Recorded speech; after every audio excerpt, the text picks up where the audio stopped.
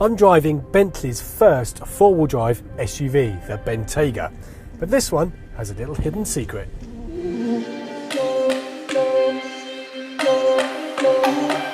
So what's this secret, I hear you ask? Well, this is a diesel. This is Bentley's first diesel engine, and it's not a bad thing at all.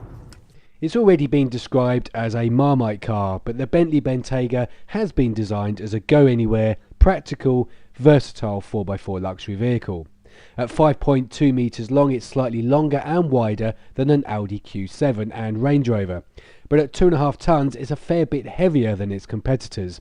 Therefore, what's under the bonnet is very important. So what do we have? We have a 4-litre V8 triple charged engine producing 429 brake horsepower. In fact, you'll expect to get around 35 miles to the gallon on a long run, which is unheard of from any other Bentley. And there's certainly no compromise when it comes to power and performance. The V8 diesel is incredibly strong and well suited to the job in hand. In my opinion, the diesel also sounds fantastic without making it obvious to passengers. As it's a 4x4, obviously we had to give it some testing off-road. And it was snowing recently, so we took it down some country lanes in some relatively deep snow, and it didn't do a bad job at all. We certainly didn't get stuck. However, there was one issue, because the wheels are so big, 22-inch wheels on this model. Snow gathered inside the alloy wheels. So when we went back to normal driving on main roads, the steering was all unbalanced because of the snow on the inside of the wheels. As you can expect in the back of this Bentley Bentayga, it's certainly not an unpleasant place to be. One of the options on this particular model are these drop-down trays. Not particularly useful for a great deal, but it does give you a little bit of working space. And you have these touchscreen infotainment systems that, they're pretty good. It's a great system to work with.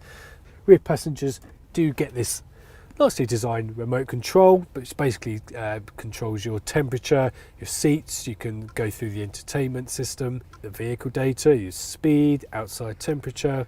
However, all this aside, the bench-like seat for rear passengers is hard and just too firm. It needs to be far more contoured to be chauffeur car worthy. So the base price for the Bentayga diesel was £135,000. So what does that mean when we start looking at its competitors? Well, there's the Range Rover long wheelbase, which is roughly the same price and has more standard equipment than the Bentley Bentayga. So I'd really struggle in warranting the extra money you'd have to spend on the Bentayga to bring it to the same level as the Range Rover.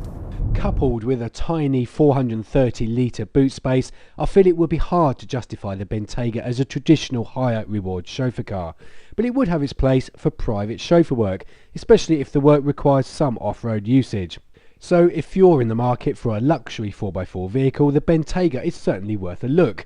But then do consider a Range Rover, Q7 or indeed the Mercedes GLS for much less money.